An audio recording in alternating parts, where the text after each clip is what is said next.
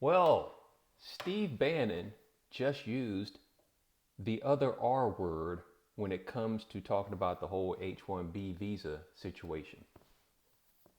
It's not the R word we're used to hearing that um, even Elon Musk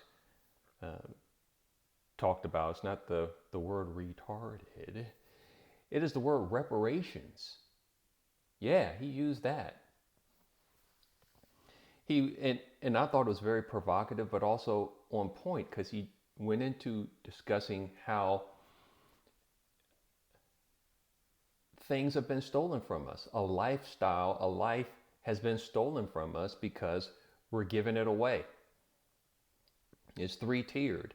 We've given away low skilled work by importing so many low skilled workers.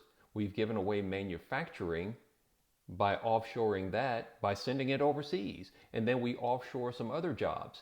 And for the ones that we don't offshore, we import people to do that similar type of work. So he's on point. I don't know if that'll be actually reconciled. I think I can reconcile I can repair some of the financial damage if I just got to work and didn't have to be so concerned about a layoff. It'd be nice to have a 5 year span without it, maybe 10, but I'll take 5. Say what you want about these recent presidencies, but I was not unemployed one day, 1 hour while Trump was president. And that's the first time I've gone that long. That's sad to say. I was unemployed for some time during Bill Clinton, during George W. Bush, definitely during Obama. I saw someone online on YouTube, LinkedIn, saying, and it's unfortunate because I think this person was a C-level person, saying some of it's due, unfortunately, to the work from home situation. He said this wasn't happening before the year 2020, but because so many jobs are work from home, uh, if it's work from home, it could be work from overseas. Instead of opening up a job to your local community for people who can actually drive in, it's open nationwide and in some cases internationally. So you can, instead of having a job where you get 50 resumes, you get 250. Well, I think he's wrong. I don't think this has just been a problem since 2020. I think what he says has some merit, but I had my experiences at around the .com bubble. I had my experiences around the housing crisis bubble, and I'm having my experience now. I saw someone post on LinkedIn, and I don't want to read that to you since this is one of those videos that's unedited content. And even if I were showing the content, I wouldn't want to really read it to you.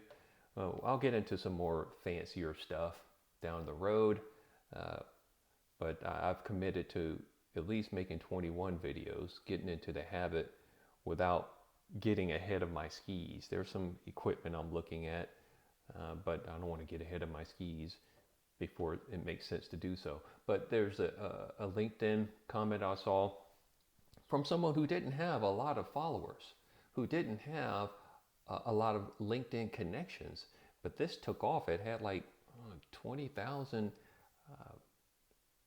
likes and maybe 2, 3, 4,000 comments. And the young lady was saying, I'm just going to go ahead and say this.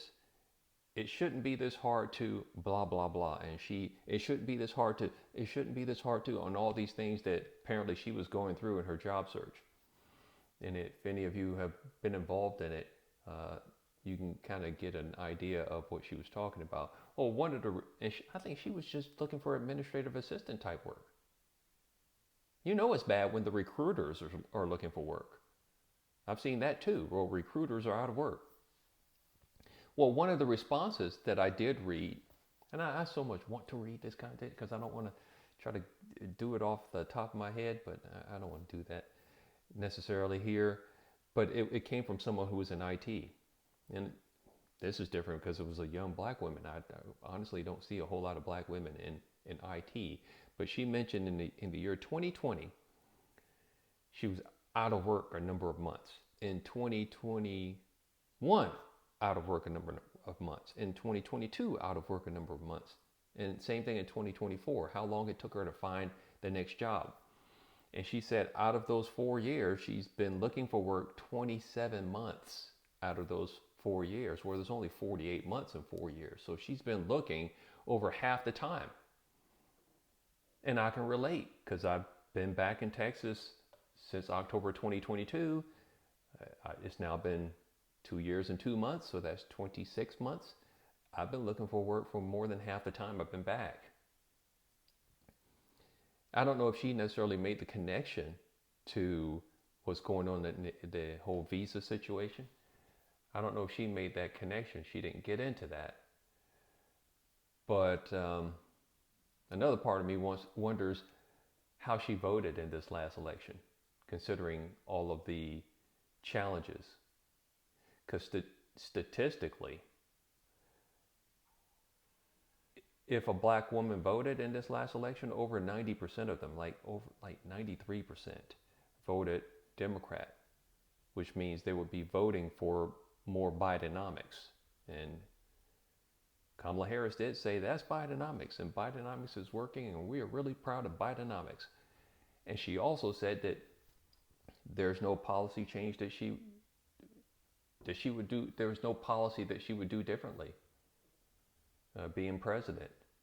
So I wonder how this young black female, and based on her experience and based on her look, I'd be surprised if she was over 35. I wonder if she's made the connection between policy and what's affecting her in the IT realm. I'm glad that Steve Bannon is so provocative. He reminds me in some ways of Andrew Breitbart, and I know he worked at Breitbart and likely knew Andrew Breitbart before he passed away. But that gap is definitely being filled by the likes of him. Maybe to some extent Charlie Kirk. Charlie Kirk is, I'm amazed at how young he is. I don't think he's quite 35 years old yet. And he's putting on these events that rival CPAC. I mean, this event that I didn't go to in the past 10 days, I think it's called AmFest. The president, the incoming president was at that event. I mean, and other heavy hitters are at this event. And Turning Point USA did not exist 10, 15 years ago. And yet what they're doing is on par, if not better than what CPAC puts on. So that's impressive. And with all the things that are happening because of online presences, this new type of media, this individual journalism, the people giving their own color commentary, I hope in the next election cycle, especially presidential election cycle, we can get away from having the media moderate the debates.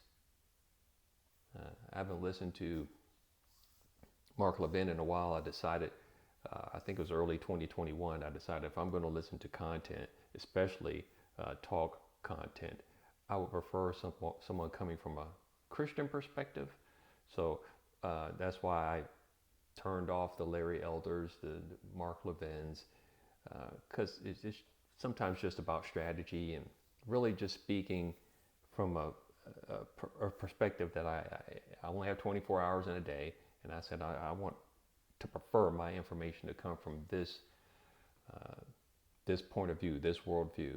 But he did say the same thing, that the media shouldn't be moderating. If at most they should just be broadcasting the debates, but they shouldn't be participants. They shouldn't even be moderating them. Well, now because of the internet and streaming, and most people, I would gather most people have at least 25 megabits per second at their home. They could stream content from someplace else. So let's not fool ourselves. Someone like Tucker Carlson, who's no longer on even cable television, he probably has a bigger audience than people who are still at Fox News. likely has a bigger audience or more views per his content than the folks who are still at CNN. Joe Rogan obviously has a big reach. Either one of these folks could broadcast a debate, or even on the other side of the aisle. I don't know who the large content folks are. Maybe the Breakfast Club, they might have a big enough audience.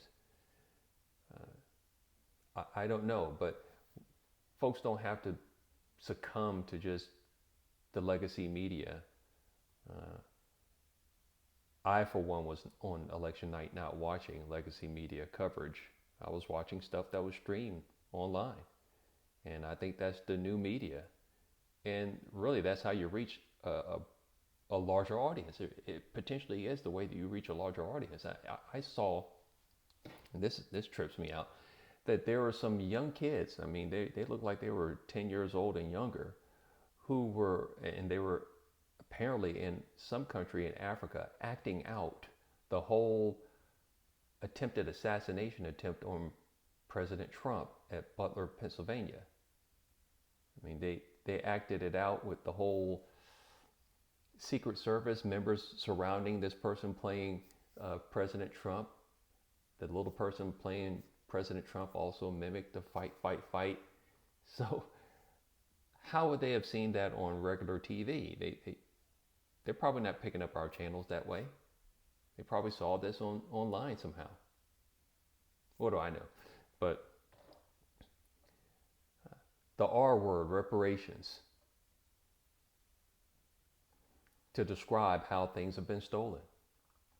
I don't think I've mentioned this before, but my grandfather, when he passed away, about early 2023, he did so in a bed in his house surrounded by family. His wife, my grandmother, 4.5 years earlier, the same way, passed away in a bed in her home surrounded by family. As it should be, instead of passing away in some hospital surrounded by maybe nobody that you know, some beeping machines. I don't want to change the topic too much into that realm, but we do have a lifestyle that has been changed. Our sense of family has changed. Our definition of family has changed. I don't think necessarily for the better.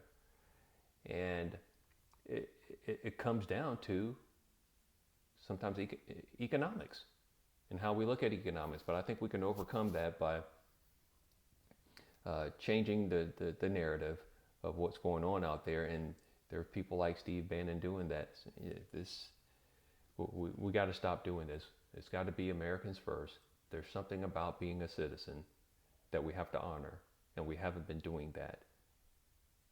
We can't say that our people are too stupid or too lazy to do what we did to make ourselves exceptional.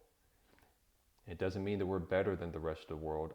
To quote a YouTuber that I like named Alfonso Rachel, it's not that we're better than everybody else, it's that we are everybody else.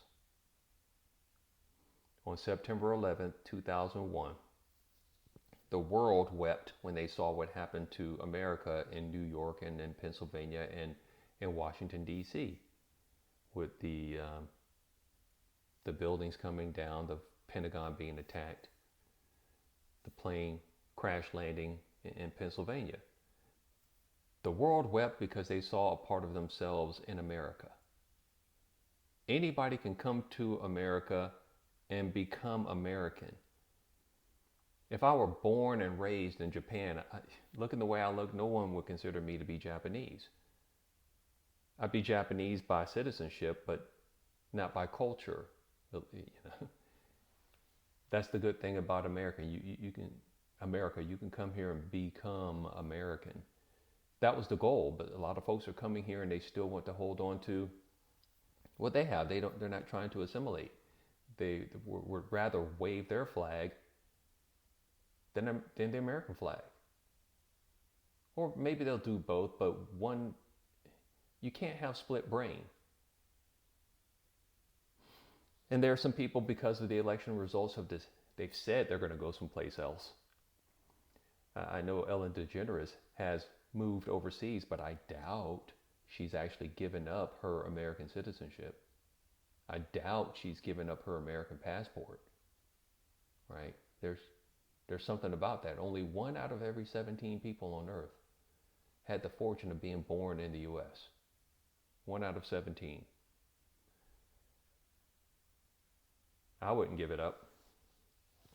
But if I did decide to move someplace permanently and never come back, I would be in whole hog. I would learn their language. I would pledge allegiance to their flag. And if it comes down to it, I would fight for it. I would fight all the other enemies, foreign and domestic, to help protect our land. Anyway, thanks for tuning in. See you in the next one. Bye-bye.